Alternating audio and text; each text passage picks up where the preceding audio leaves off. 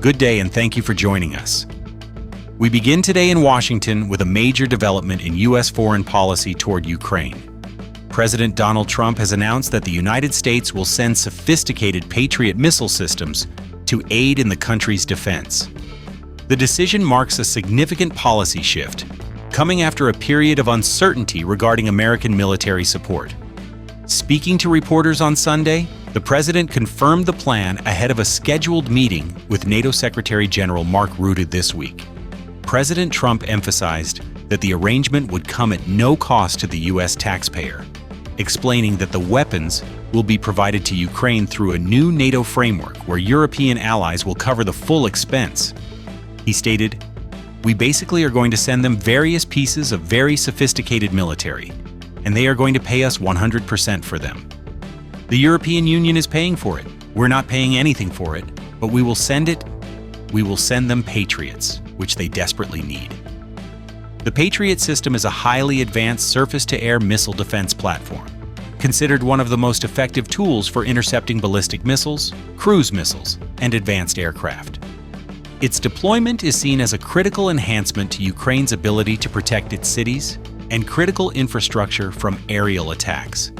The president also offered a stark assessment of Russian President Vladimir Putin, saying, "Putin had really surprised a lot of people. He talks nice, and then he bombs everybody in the evening."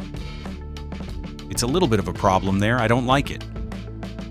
This announcement follows a recent and notable reversal by the Pentagon. Earlier in July, the Department of Defense had temporarily frozen shipments of key munitions to Ukraine, including Patriot interceptors and artillery shells. That halt was reportedly prompted by a review led by Undersecretary of Defense Elbridge Colby, which found that U.S. stockpiles were at dangerously low levels. However, about a week later, the Pentagon reversed its course. A spokesperson stated that, at President Trump's direction, the department was sending additional defensive weapons to ensure Ukraine can defend itself, adding that the administration's America First defense priorities remain integral to its policy. From international security, we turn to economic policy here at home, where President Trump is reportedly considering a major leadership change at the nation's central bank. According to Kevin Hassett, the director of the National Economic Council, the president is looking into the possibility of firing Federal Reserve Chair Jerome Powell. The move would be a dramatic escalation in the long-simmering tensions between the White House and the Federal Reserve, an institution that has traditionally operated with a high degree of political independence to maintain economic stability. President Trump has been a frequent and vocal critic of Powell, primarily for not lowering interest rates more aggressively. The president argues that higher rates stifle economic growth and add trillions of dollars in interest costs to the national debt. When asked in an interview on Sunday whether the president has the legal authority to remove the Fed chair, Hassett confirmed it is an avenue being explored, stating, "That's a thing that's being looked into, but certainly if there's cause, he does." This raises the question of what would constitute sufficient cause. Observers note that some administration officials have recently highlighted other issues, such as a $2.5 billion renovation of the Federal Reserve's headquarters that is reportedly $700 million over budget. This criticism, led by Office of Management and Budget Director Russell Vought, is seen by some as a potential pretext to build a case for Powell's dismissal. While the administration considers a major shakeup at the Federal Reserve, it has secured a significant victory at the Supreme Court in its long-running effort to reshape the federal government. In a 6-3 decision yesterday, the High Court gave President Trump the green light to proceed with his plan to dismantle the Department of Education by firing nearly 1,400 of its employees. The ruling came in the form of an unsigned order in the case of McMahon versus New York, and the court did not provide a written explanation for its reasoning.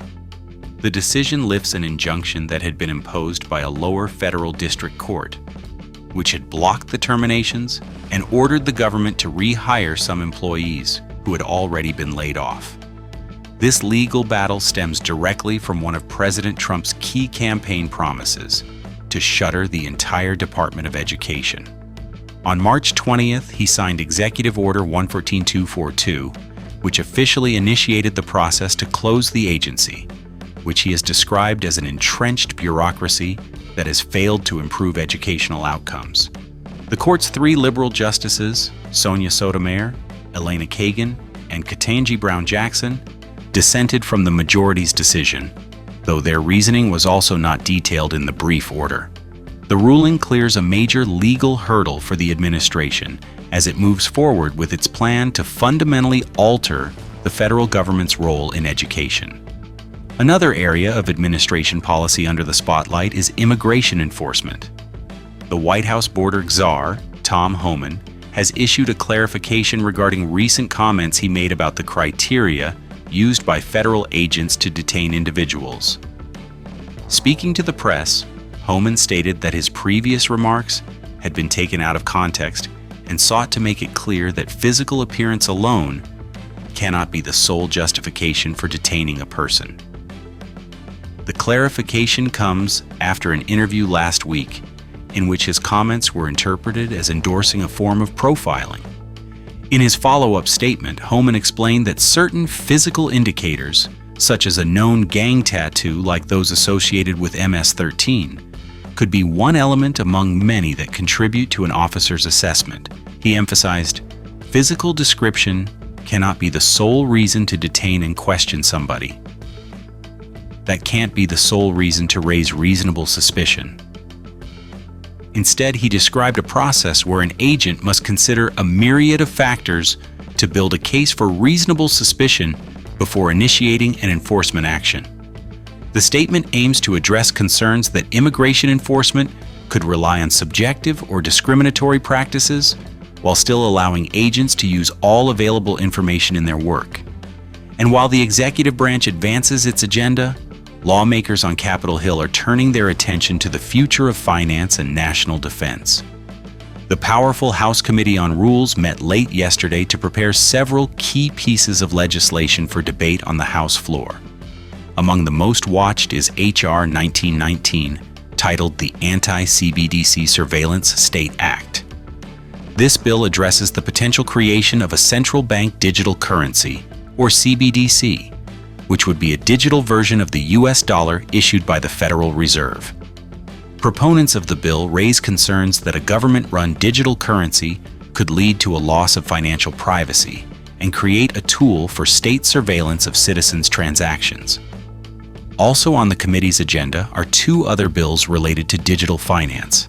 The Digital Asset Market Clarity Act, which aims to provide a clear regulatory framework for cryptocurrencies, and a bill focused on regulating stablecoins, which are digital currencies pegged to a stable asset like the dollar. Finally, the committee is also processing the Department of Defense Appropriations Act for 2026. This massive annual spending bill will fund the military and its operations for the next fiscal year, and it is expected to be the subject of intense debate over national priorities and spending levels in the weeks to come.